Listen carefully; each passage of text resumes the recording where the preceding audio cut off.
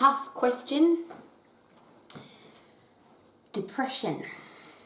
As an exercise professional, as a teacher, a parent, a coach, a boss, a leader, a pastor, can we help prevent, maintain, control, cure depression? And it's almost an egotistical question.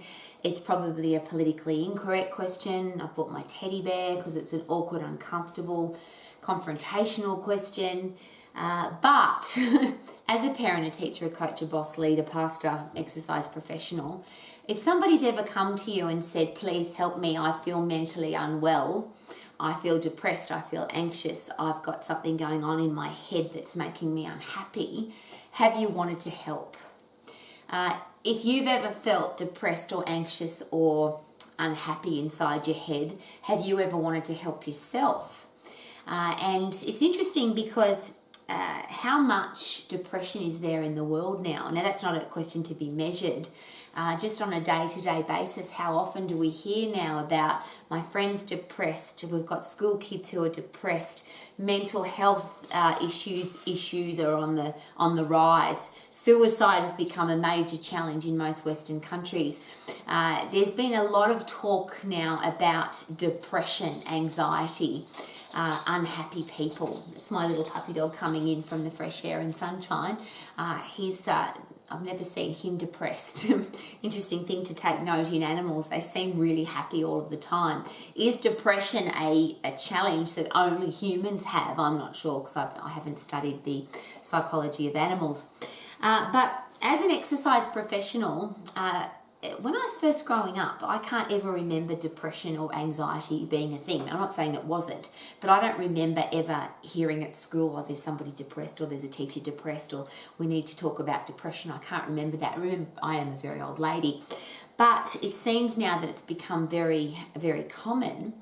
And I don't know about you, but I just want to do something. And what can we do? So there's an interesting, and again, ironically, this has been taught to me by neuroscientists, psychologists, and psychiatrists. If I make a statement, people can either accept that or not. If I make a statement to myself, I'm just hearing what I already know. But if I ask a question, there's two things that happen inside my own brain. Psychologically, I have to find an answer. If I ask my brain a question, it can't say, no, I don't want to answer that question. It automatically goes into, well, let's find the answer to your question. So we have a change in brain chemistry just because we've asked a question versus made a statement. That's the psychology. The physiology of that is I now have different neurotransmitters firing, which means I get neuroplasticity, I get brain changes. And if I come up with a solution to the challenge, I now have neurogenesis. I actually grow new brain cells. So the simple act of asking questions and looking for a solution means I have a bigger, better, smarter, wiser brain, which means then I can come up with better answers to all the questions that I ask. So I think that's pretty exciting. So rather than I don't want to touch that topic, it's taboo, I'm the opposite. I want to find a solution. Why are people so unhappy? What is depression? Why are people anxious? And what can we do about it? And I don't have a psychological medical answer to any of those questions. And I would be, I think it would be rude and irresponsible for me to say that I have a solution. But I'm going to ask some questions, and I think I'll leave all the questions open because you're a smart person and you'll want to, perhaps your brain will start thinking differently if you look for answers to some of these questions. So, for example, if somebody comes to you and they say, I'm depressed, I'm anxious, I'm angry, I'm unhappy inside my head, when that first started happening to me as a personal exercise coach, and I was quite young at the time, and I started managing health clubs when I was 18, so I'd have large health clubs full of people, members at my health club, and the people would often share, I'm unhappy, I'm miserable, I'm anxious, I'm depressed. And then as a professional speaker and as an educator, that's been a common statement through my whole career path. And there's always two answers to that, I think. One is that you want to give your answer, give your advice and help. And the other one is you say, no, that's not for me. I'm not a health doctor, a mental health doctor. I need to refer them on to somebody else. I've been in a unique situation though, because as a personal exercise coach and as the manager of a health club, somebody who taught group exercise classes for a long time, people shared their challenges with me. And it seems that if somebody trusts you enough to share their challenges, then what do? What solution do you come up with? So at first I said, well, no, I'm not going to take that on board because I'm not a head doctor, and I would refer them to a psychologist, a psychiatrist, a counsellor, somebody to help them. And sometimes it was just the GP who would then refer them on. What was interesting for me though, I don't know if it's unique to me, you might have experienced this as well, but a lot of people that were then referred to a counsellor, a psychologist or a psychiatrist would ask me to come with them. So I've had the unique experience of somebody that's never gone to a counsellor, psychologist or psychiatrist for help for myself. And there's an interesting why, Rowie, how come you've never had to do that? And that's something that's how do you be happy all of your life? And I've got some great answers to that, but they've worked for me. They might not work for everybody. But so I've never been to for myself, but I've been to literally thousands of psychiatry, psychology, counselling sessions. And here's an interesting question. If you are an exercise professional and your role is to get people fit and strong, and after 15, 20 years, somebody is not fit and strong, what would you think of yourself as an exercise professional? What would your client have the right to think of you as an exercise professional? I came to you because you specialise in getting people fit and strong, and I'm still not fit and strong after 20 years. A simpler example, if somebody keeps taking their car to get fixed and after 20 years the mechanic hasn't fixed the car, what would you think about the mechanic? This car's been with you now for 20 years and it's still broken. What's going on? Well, that's been one of my challenges with people, and many, many hundreds, if not thousands of people in my life who have been going to some kind of mental health specialist for 5, 10, 15, 20 years, and they're still unhappy, they're still miserable, they're still depressed, they still aren't getting better. I find it difficult to deal with that. And the big part of that, of course, is if you're going to a mental health specialist who prescribes drugs, then there's going to be pharmaceuticals involved and long years of pharmaceutical use. If you've ever read the packet of an antidepressant, for example, there are some very serious warnings about long-term what happens to your body physiologically, psychologically, when you take antidepressants. And there's a big long list of challenges that can happen to your body. So my question has always been, well, first of all, how can I prevent people from having to use pharmaceutical antidepressants? And is that possible? And what are the solutions? If it was possible, better question though, and this is one that I always come back to, zero-based thinking. What if there were no pharmaceuticals? What if the pharmaceutical companies in the world had never existed and they'd never developed, invented, created antidepressant drugs? Does that mean that the world would have to stay depressed? And would we have still had the massive increase in depression that we've had? And there's an argument there. I know that some people say we've always had the same amount of depression as we've got now. It's just that people didn't talk about it. Now people feel more comfortable about talking about it. But I'm still looking at the solution. So whether or not people talked about it 10 years ago, 50 years ago, 100 years ago, and now they are, great that they're talking about it, but what's the solution? How do we help people who aren't happy? The reverse of that is the people that are happy, the people that don't feel depressed, whatever that means. And I am going to ask that question first up. If you've ever said, I feel depressed, or somebody has said to you, I feel depressed, or I'm suffering from depression, my very first question after that statement is, what does that mean to you? So you've described yourself as something. What does that mean to you?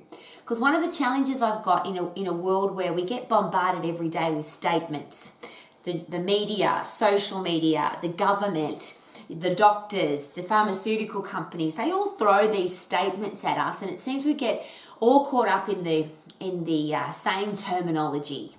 So there's depression, there's anxiety, there's ADHD, there's post-traumatic stress disorder. There's all these things that people get labelled with. And I'll go a step further as an exercise professional. People get labelled with, you've got coronary heart disease, type 2 diabetes, osteoporosis, you're obese, you've got Alzheimer's, you've got dementia, you've got cancer. They're all diagnosis statements. What does that actually mean? Rather than I'm depressed, I always ask, what does that actually mean to you? Do you know what that is? And again, as an interesting side note, if somebody diagnoses you with cancer or osteoporosis or coronary heart disease or cardiovascular disease or Alzheimer's or dementia, do we have the right to ask, what is that? How did I get it? What is it? How can I get rid of it? How can I prevent it from ever happening to me again? And I'll use cancer as an example because there's, of course, lots of different kinds of cancers. And it seems that a diagnosis of cancer for a lot of people means, oh, I'm going to die. Well, that's, of course, not true, yeah? There are a lot of people who there's so many different kinds of cancers now, and a lot of them are preventable and or curable. So what does depression mean? If you use that word or somebody else is using that word, what does that actually mean?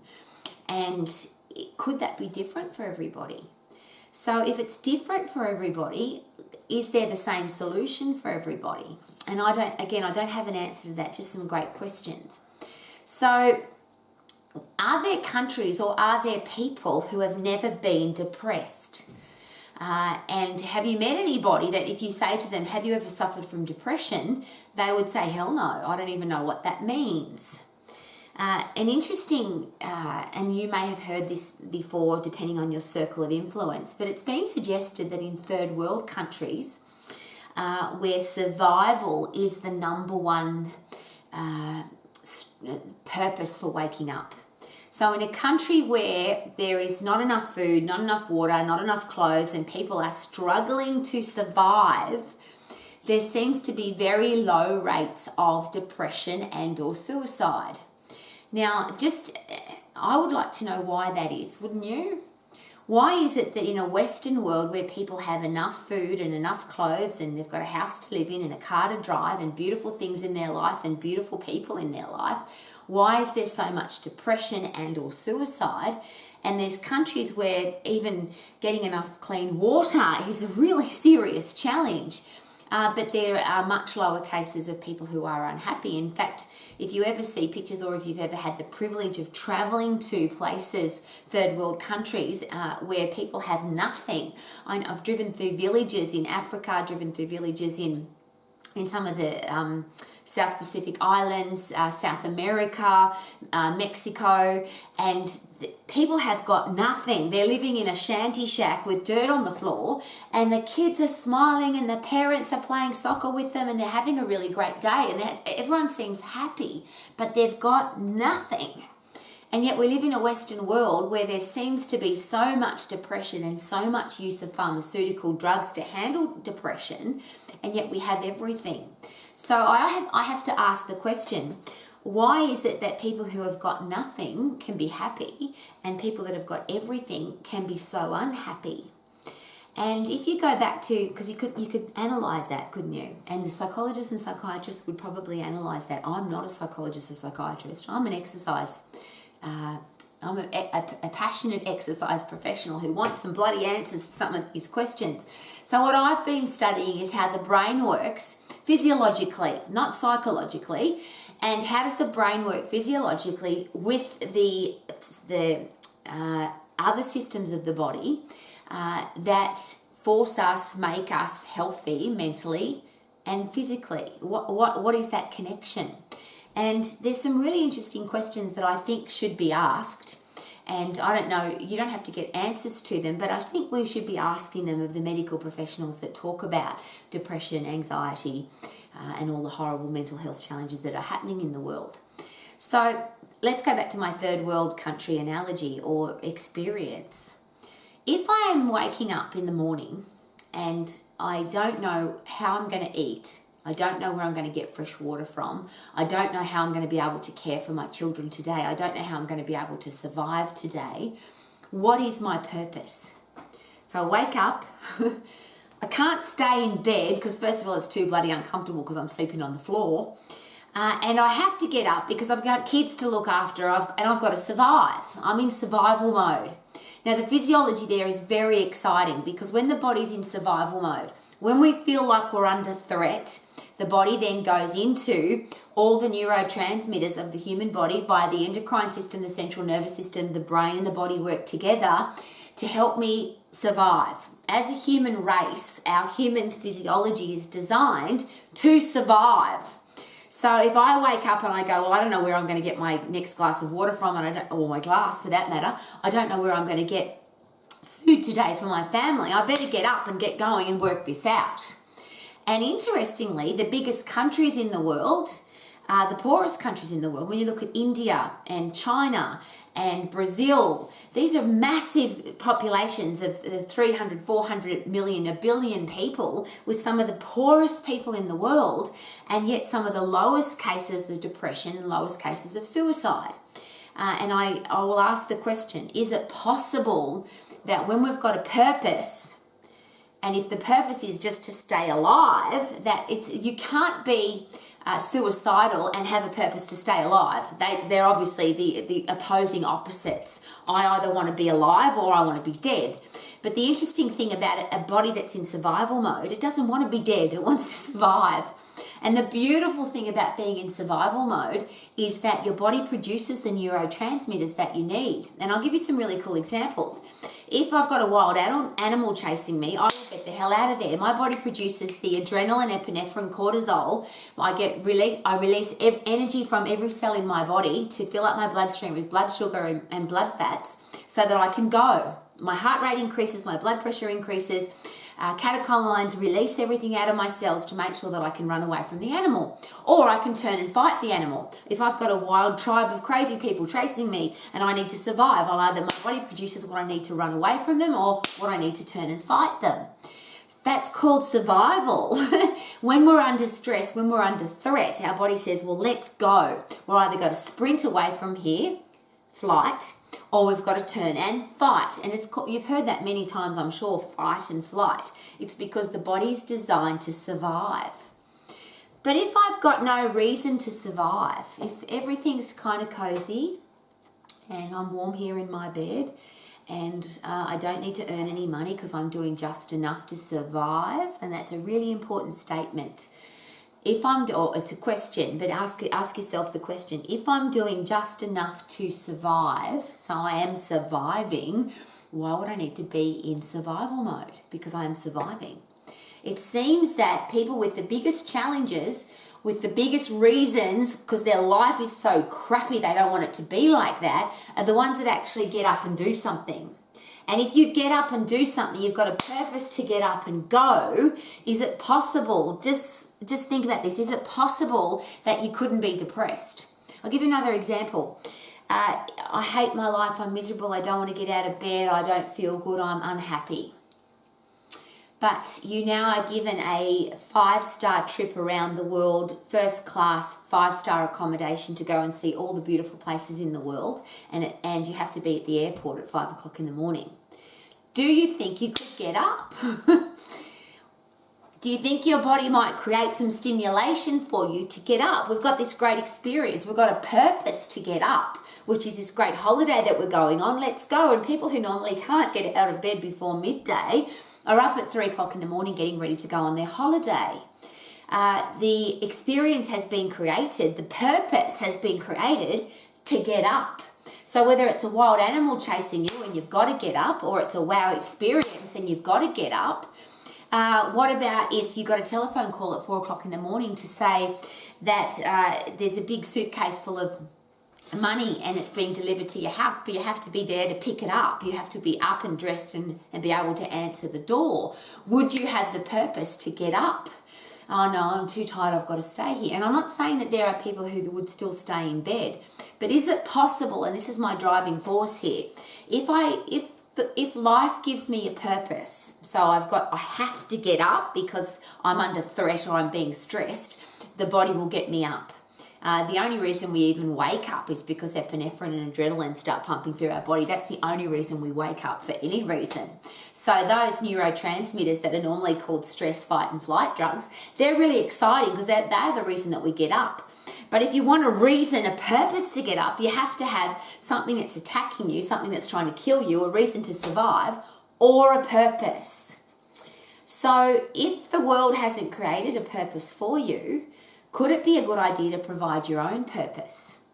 And if you've got children, could that be a purpose that you want to get up and do something for your kids to make sure that they don't starve, that they've got clothes to wear, that they can go and get a great education, that they can have a great life? Now, I understand there's plenty of parents where that isn't a driving force, but for some people it is. There are some people that are depressed and anxious and miserable and never want to get out of bed until they have children. And I have a great example of one of my members who he overweight, out of shape, smoker, drinker, didn't have no motivation whatsoever to be a healthy, fit, strong human being until his wife announced that they were having a baby. And it was like something mentally changed in his brain. And what if my child looks at me and says, Daddy, you're fat? Or what if my child looks at me and says, Daddy, you're lazy? Or Daddy, why don't you have a better job? Or Daddy, why don't we live in a better house?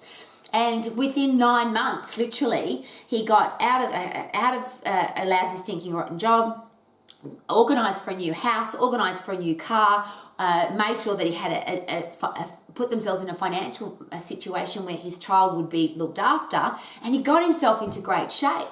No challenge getting him out of bed anymore. Boom, purpose, have a child. Now, I'm not suggesting you need to go and have a child to have a purpose, but what do you need to do? What do the people in your life need to do that are depressed to create a purpose to get up? Somebody might say, I'm depressed and tired and I can't be bothered getting out of bed, but the fire alarm goes off and the house is going to burn down. Most people will get out of bed and go because they're now in survival mode. So this is a really important question for me. Can I manipulate that situation?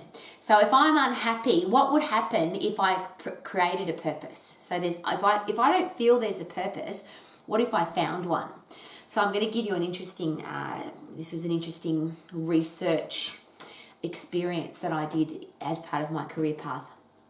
I had a lot of clients, in fact most of my clients as a personal exercise coach were people who didn't want to eat food, people who had a poor relationship with food, and a lot of them were in the situation where they were every day striving not to eat.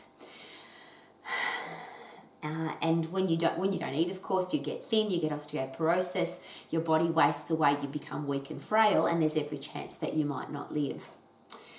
So I would take my clients in that situation to the children's oncology ward at the major hospitals, and at the time in Sydney and Brisbane in Australia. So I would take them and introduce them to young children, tiny children who were dying of cancer. They wanted to eat, but they couldn't. They wanted to live, but they might not be able to. And it was interesting to watch a headspace change. For you're trying to kill yourself. You're trying not to eat food. You want to let your body waste away. But here are these kids who want to be alive. And now the other really interesting thing, if you've never been to a children's oncology ward, please do that. Please do that one time. If you have ever been unhappy or depressed or miserable or haven't had a purpose for living, please go and do that. These are children who literally have no hair.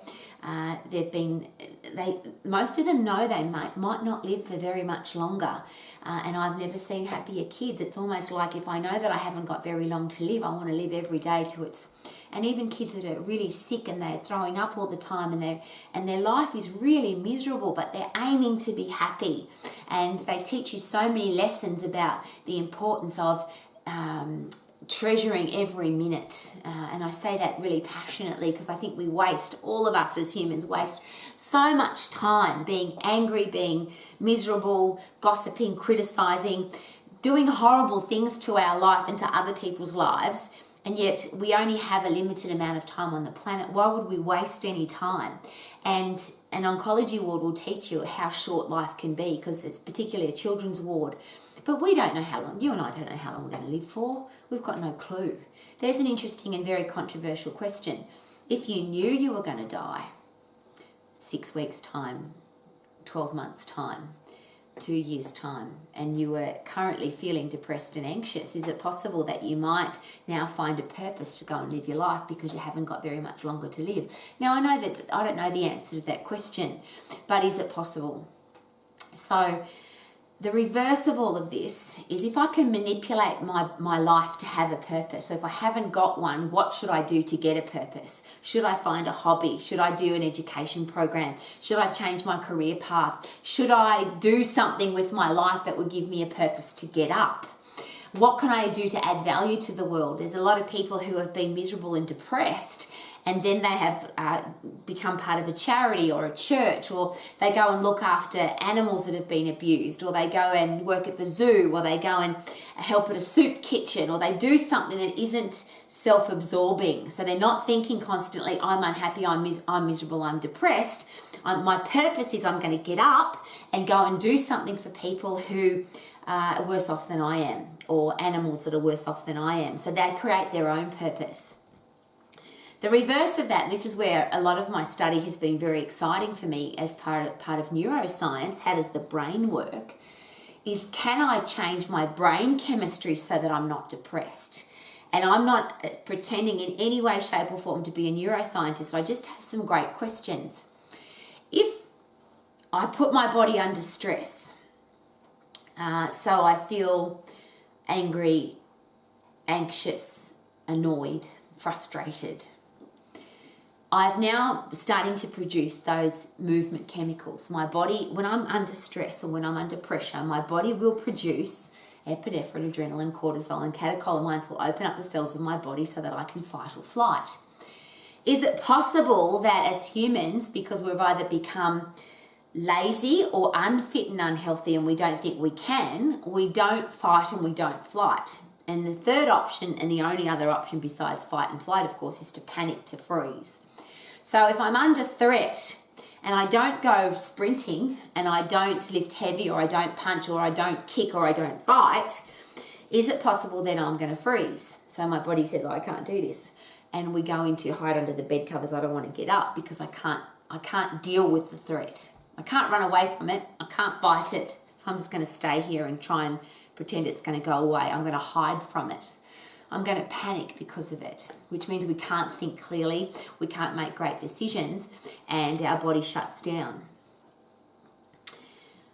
What if, and this is the challenge as an exercise professional, because if I say go exercise, for most people that have shut down and panicked and they want to stay under the covers, they have no interest in exercising. And I get that. Why would I? It's all too hard. But is it possible that as exercise professionals, we've made it too hard? Because we've created exercise programs that we've said you've got to go to the gym and do a class for 45 minutes, or you've got to go to the gym and do a gym program 3 times a week. It's got to be there for an hour. There's 15 exercises, 3 sets of 10. You've got to wear these kind of clothes, and it's all too much.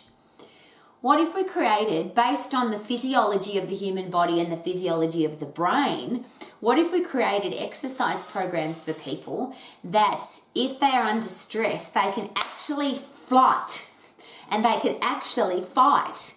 And that's why anatomy and physiology becomes so important now as an exercise professional. Because here's the question. There's 3 energy systems in the body. There's the phosphate system for 10 seconds of 100% effort. There's the lactate system, which is 10 seconds to 2 minutes of reasonably high intensity. And after that, we can go forever. In the aerobic system, we can use a combination of carbohydrate and fat, and we can go for a really long time. So we can walk for hours. We can ride a bike for hours. We can, some people can run for hours because they're plod jogging. But if I can do something for hours and hours, so the further I'm away from the 100% effort phosphate system, because that's the one that's activated when I'm under the highest stress. If the animal's going to kill me, if there's a wild tribe trying to kill me, I'm going to sprint out of there because I'm under stress, or I'm going to turn and fight because I'm under stress. But if I can wander away because the threat's 2 hours away, is it possible that that energy system doesn't provide me with the neurotransmitters, the 100% effort neurotransmitters that change the chemicals in my brain?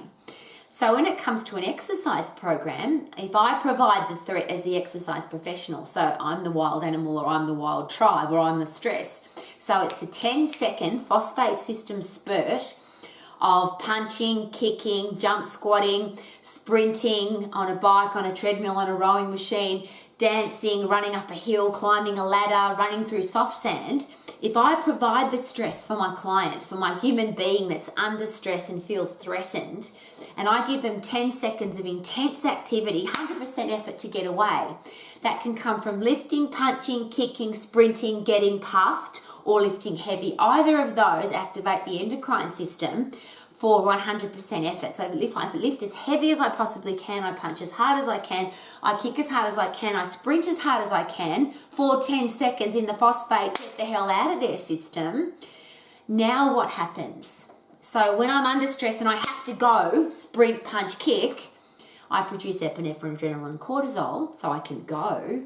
But after I've gone, so now I get my breath back. Now my heart rate goes back to normal, my blood pressure goes back to normal, my blood fats and blood sugar levels go down, and the blood fat returns to the fat cell, the sugar returns as glycogen to the muscle, to the liver and to the brain. Now I'm back to normal. But what happens now? The neurochemistry's changed, because what I've done is I've intensely activated the hormonal system, which then creates another response. To every happening becomes an outcome. To everything I do, there's a consequence. The beautiful consequence to 100% effort is my brain chemistry changes to produce, you ready? Antidepressant neurotransmitters. Now, they're not called that. I don't know when we ever started calling something antidepressants. But the things in our brain that change, so after I've sprinted, my body says, wow, congratulations, you've just run away from the threat, you've overcome the threat, you've killed the threat, you punched the hell out of the threat, it's gone, woohoo! Reward drug, dopamine. And I feel amazing because I've overcome a challenge. Serotonin, satisfaction neurotransmitter. And I look around, and half an hour ago I hated my life, I was miserable, depressed and angry, and now I look around and I love my life because I've overcome a challenge, I've achieved something, I feel really good, and I go, wow, I feel awesome. Serotonin. Endorphins are a happy drug, and we talk about endorphins as, yeah, they're the thing that make you feel good when you exercise, but they're also a painkiller. They're a natural painkiller. So instead of having to smoke cannabis or take a pharmaceutical painkiller for whatever thing that's going on inside your body produces endorphins when you sprint, when you lift heavy, which are natural painkillers for anything that's going on in your body. So not only do you feel good, but the pain goes away, or mental or physical pain. And then the big one, which is brain-derived neurotropic factor, which is fertilizer for your brain. And the really exciting thing there is when you fertilize your brain, yes, you get neuroplasticity, changes in the brain, but you also now have neurogenesis. You grow new brain cells. You think more clearly, you think more wisely, you think more creatively, you can overcome challenges. Is it possible that whatever's challenging you, you can look at it differently now? So whatever's making you feel depressed, anxious, angry, frustrated, is it possible now that you'll have a brain that can deal with it better? I'm not making statements here, I'm asking questions. Here's the question, what if you are depressed, anxious, miserable, frustrated, your life is terrible? What if you created purpose to get up? What if you forced yourself to create purpose? Go and look after animals that have been beaten up. Go and look after children that are going to be dying of cancer. Go and feed homeless people in a soup kitchen. Go to the library and help stack books. Go and offer your services to, there's so many charities in the world that would just love it. And how about this? What if you just did this?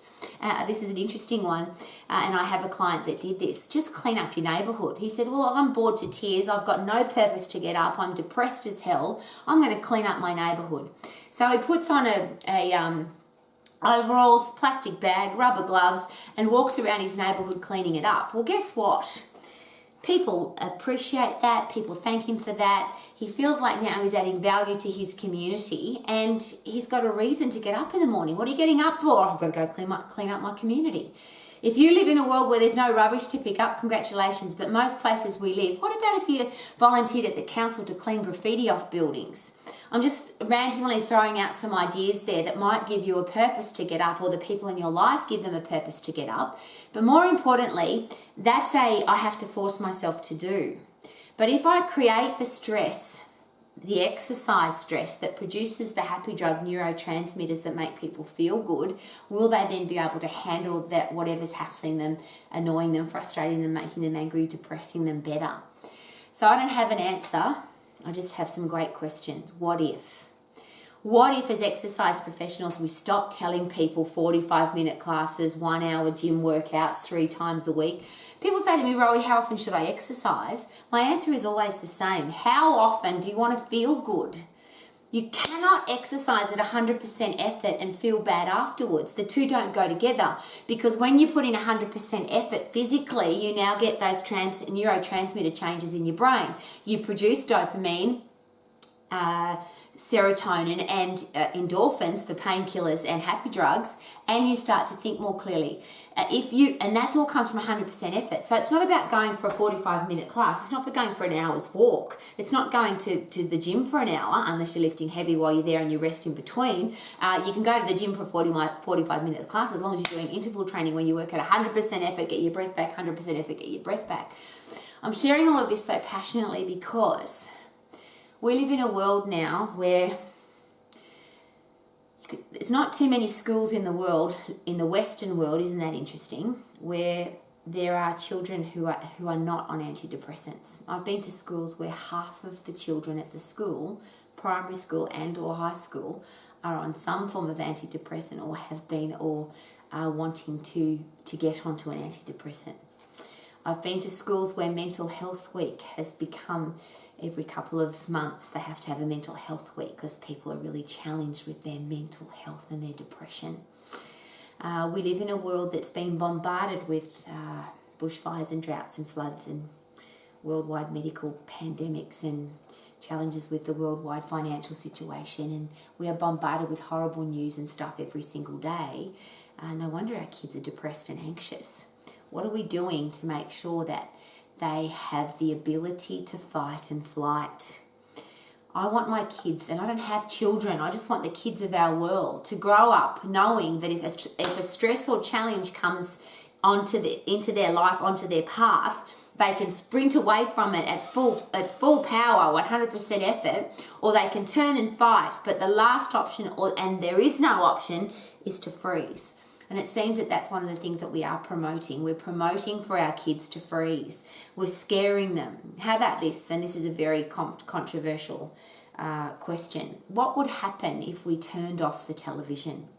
What if we didn't give our children access to the misery and the bad news and the interesting information? And I say that because all the news that we hear the truth?